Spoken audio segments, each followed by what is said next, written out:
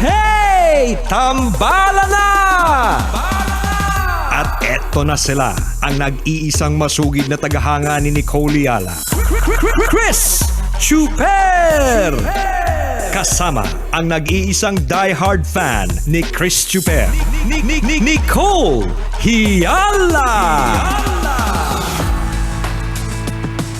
Mula sa Mahiwagang Burnay, ang kwento.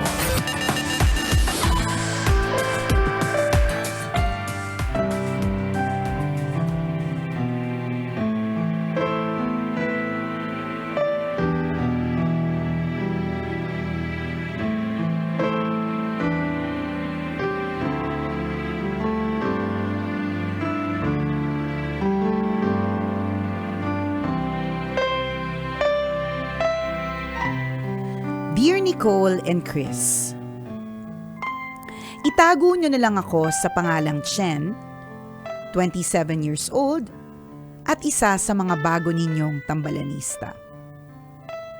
Na-discover ko kayo sa Spotify last year and since then, naging morning routine ko na ang pakikinig sa inyo. Sumulat ako to share my story and para humingi na din ng payo.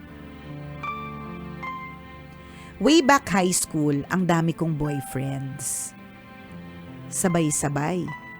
Minsan 3. I was never serious pagdating sa relationships. Nagbago lang nang sagutin ko si CJ matapos akong ligawan ng ilang buwan. Last year na namin sa high school noon.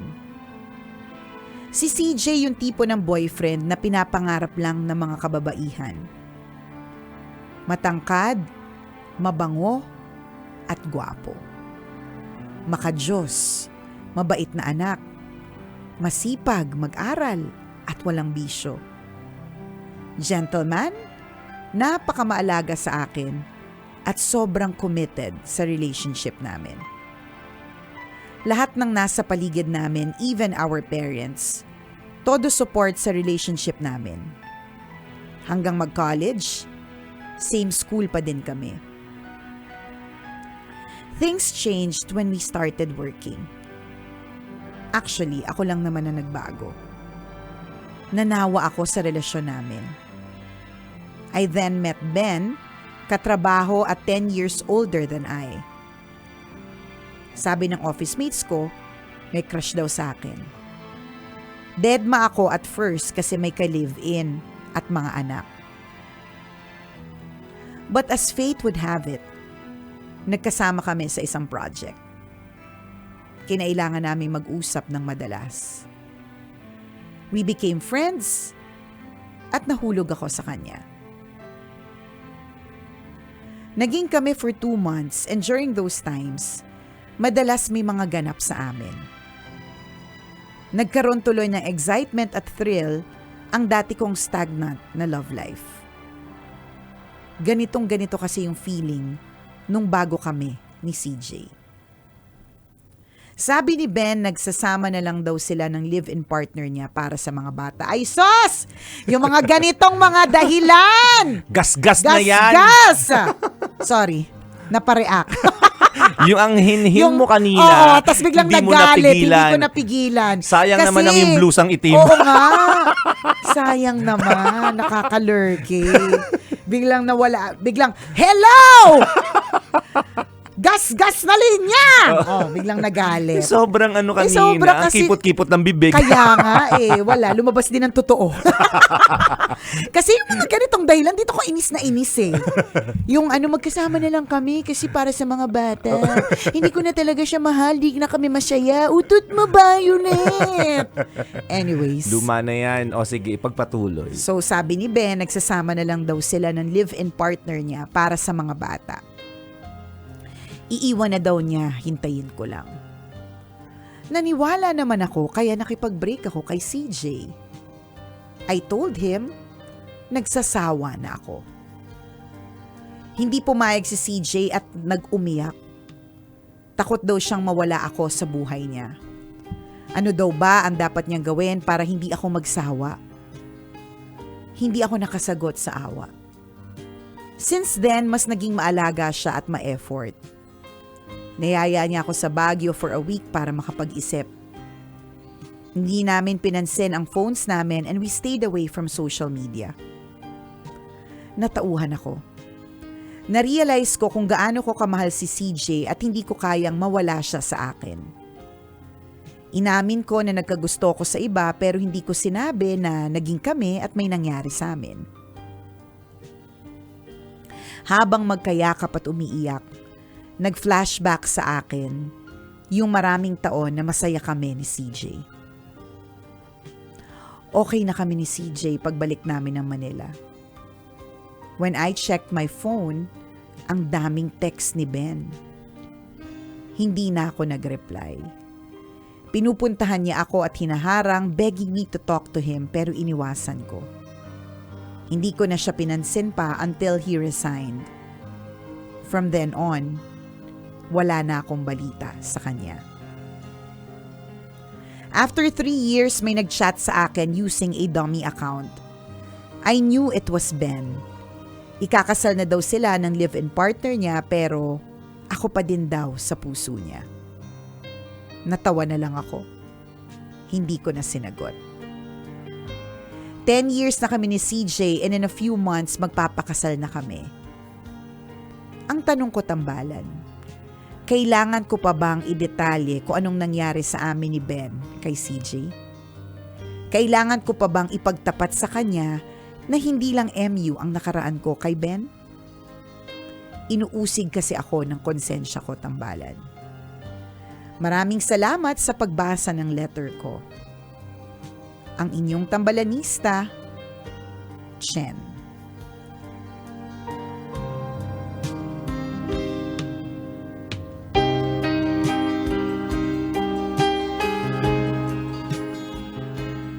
Ay, nako. Kasi, ayan. Ayan. Oo. Ano? Bakit? Galit. Ano? Ha? Kawe. Tas ngayon, ayan. No, konsensya. Oo. Ano ng ano. Tapos, Sige ito, ng sige. tira. Ganyan. Rupok eh. Tuwad. Ganon. Nakaka-learn Yan kayo. Okay. sinasabi natin eh. So, okay. Actually, all's well that ends well na kayo ni CJ. Naging okay kayo and the very good ka dun sa part na ikaw ay nag-let go kay Ben kasi mali naman to begin with. To be unfaithful, mali yun. Lalo pa, may sabit naman talaga si Ben. So, very good ka dun sa part na yon. Tas very good din si CJ kasi talagang umano siya, parang in-effort niya talaga na to win you back and to make you feel better. Ganon, kaya naging okay kayo. So ngayon, the Yes. question is, kailangan pa bang idetalye nitong si Chen, yung mga ganap nila ni Ben before? Ang sa akin ko nagkapatawaran na okay na yon. Feeling ko kilala ka naman ni CJ eh. Mm-mm. Alam ni CJ na imposibleng walang ganap sa inyo. Ni Ben, ganun. Oo, kilala ka niya. Nakita niya yon sa performance mo. Yan. Ano? Diba? Bakit anong nakita Bilang sa... girlfriend. Okay. Diba? Yung nakarinig lang ako ng word the performance. Iba yung naisip ko. Ano Diba? pa? Ibig sabihin, alam ni Ben, ramdam ni Ben at nakita ni Ben na sanay ka na. Saan Diba? siya sanay?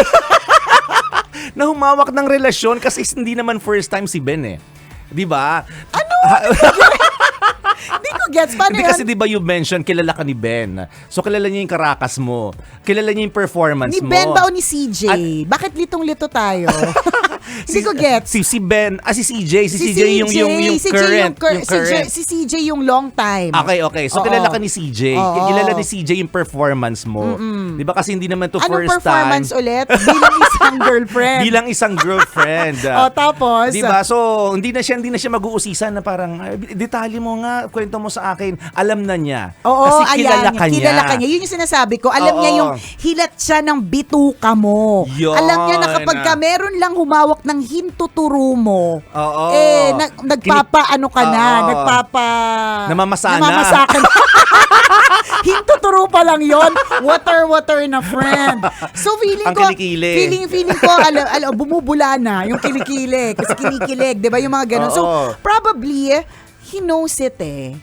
Oo, ramdam niya yun. Maybe, probably, hindi niya lang ina-admit to himself. Ayaw niya na lang ding, kakasal na kayo eh. So, ayaw niya na lang ding sigurong alamin pa. 'Di ba? May mga iba na gusto nilang i-torture yung sarili nila with finding out ano ba talaga what's the real score. But ikaw din yung nakakilala kay CJ. Bakit ka ba inuusig ng konsensya mo? Kasi sobrang literally halos naghugas kamay ka dun sa mga eksena ninyo ni Ben na parang hindi mo kaya na yung, 'di ba, meron naman talaga ng gap, hindi mo nasabi, ganun. Pero para sa akin kasi nagkapatawaran na eh. Nagka-moving on na. Tapos pati si Ben naman moving forward na naghahabol-habol lang naman din siya, pero wala na yun, tapos na yun. So, Correct ka.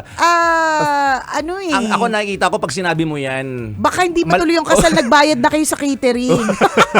Nagpa-reserve na kayo sa church. Correct. Nasistress ako para dun sa stylist na bumili na ng mga gamit. Tapos Ng mga Swarovski sa gown mo. Sa truth, Oo. 'di ba? Nasistress ako sa down payment mo dun sa makeup artist, mahal, 'di ba? Ganun.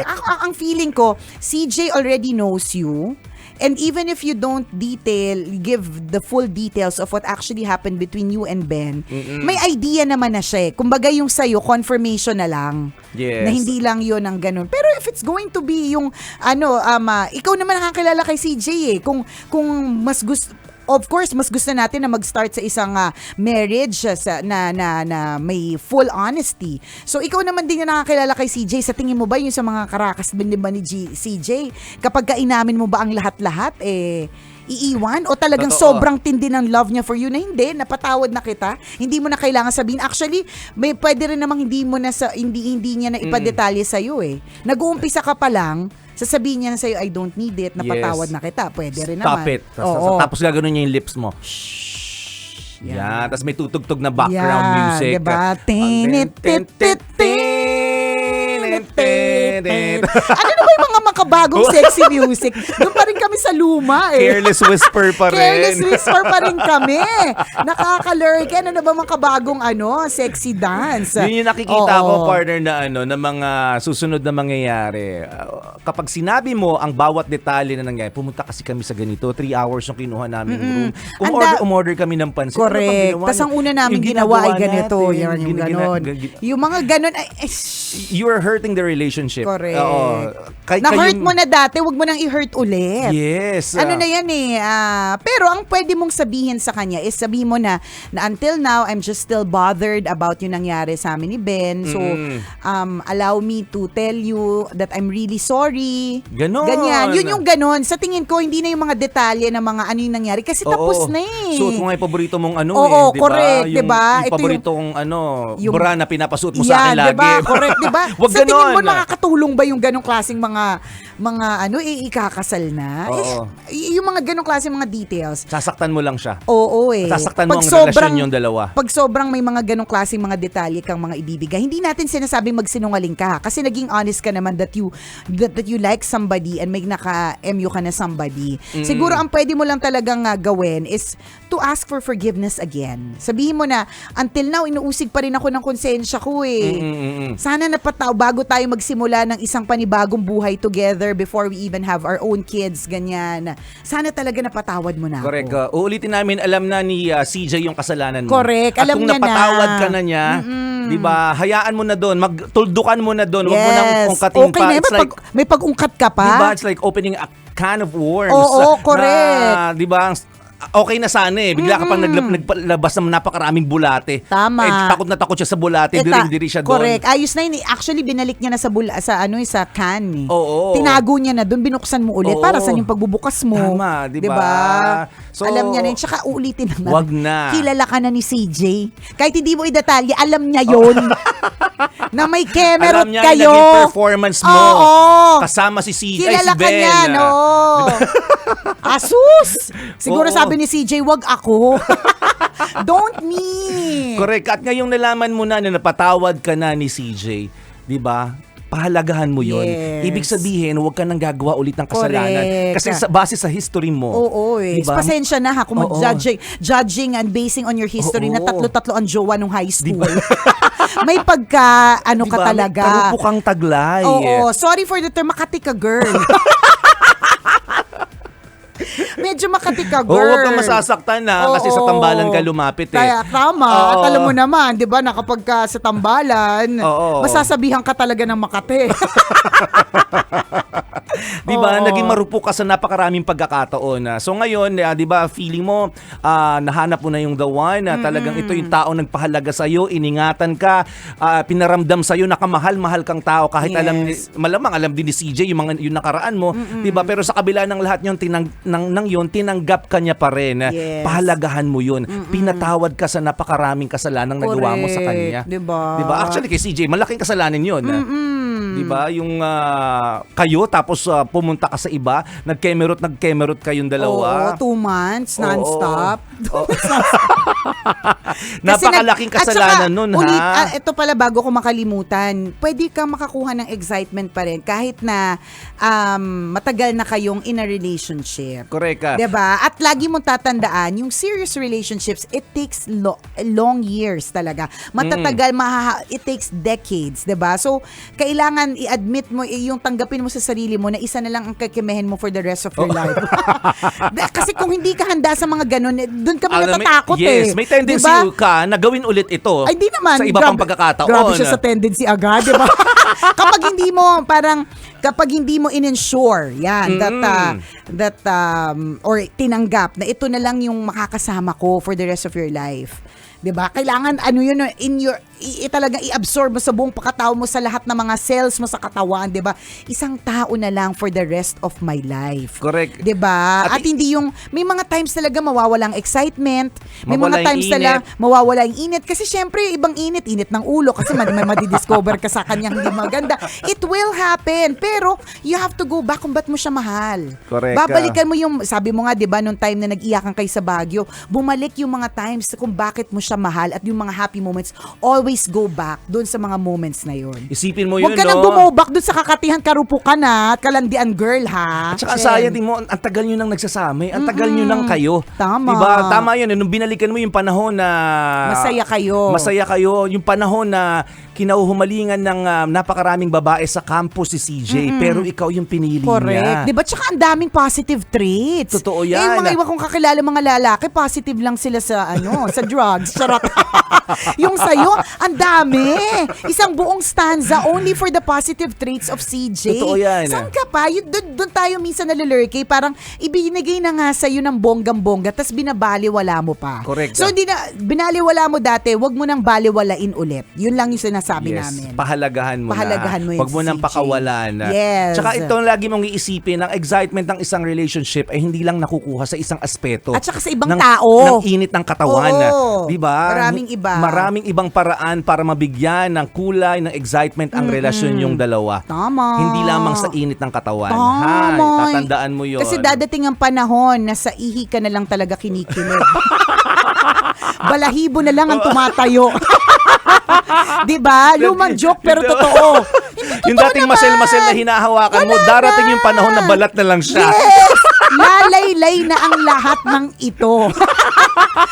So, dapat meron kayong pangahawakan na mas malalim. Tama. Diba? O abangan pa more of this sa ating podcast. Thank you, Chen, for sharing your story with us. At kung ikaw, Kabisyo, meron ka rin kwento na gusto mong i-share sa amin, share mo rin and isend sa aming email. Send your stories at mahiwagangburnaystory@gmail.com. Mali mo, kwento mo na ang ating pag-uusapan sa mga susunod na araw, kaya send mo na yan, Kabisyo. O di naman kaya, Kabisyo, kung hindi ka masyado nag-i-email, pwede kang mag-send ng story sa aming Facebook account. I-search mo lang sa Facebook, Tambalan. Pag nakita mo na yung content, ay puro kwento na Mahiwagang Burnay. Pasok sa banga. Yun na po yun. So, send us a PM. Okay, Correct. Lux? At kung nabitin kayo sa usapan ng Tambalan sa radyo, pwede nyo kaming sundan sa Spotify. Yes, True Lalu, the Tambalan Podcast is a Spotify exclusive. Yes. Maraming salamat sa pagtutok at partner. Total naman parang it's a feel-good first day of the month. Yan. Yes. Mamigay tayo ng papremyo. Bigyan natin ang mga tambalanisa natin ng chance na manalo ng 2,500 pesos! Uy, gusto ko yan. Corrected by, kaya naman Manila, scan mo na! Ito na po yung ating fan scan promo kung saan itatapat mo lang ang camera ng iyong cellphone sa ating QR code that we are flashing on our screen dito sa Facebook Live in 3, 2, 1, and go. And Yan. 3, 2, 1, and go. And 3, 2, 1, and go. And 3, 2, 1, and go. So this is it. We are now flashing our QR code. All you have to do is to scan it using the camera of your cellphone. Tapos, it will lead you to a question. Anong question for today? Kailan nga ba ipinagdiriwang ang Independence Day Kailan nga ba? ng Pilipinas? Letter A. June 1. Letter B. June 12. Or letter C. Secret, walang Yan. clue. Alright, kapag in-answer mo yan, tatanungin rin ang pangalan mo, saan ka nakatira, anong contact details mo, anong edad mo. Tapos meron ka ng chance ng manalo ng 2,500 pesos. Kaya scan mo na. Now na! Now na! O siya mga kabisyo, maraming salamat sa pagtutok sa amin ngayong araw na ito. We hope that you have a feel-good Wednesday ahead. Muli ako po si Nicole Yala. At ako naman si Cambio King Chris Chuper. Na nagpapaalala, walang matatag na relasyon sa malanding may determinasyon. Yun! Love Radio.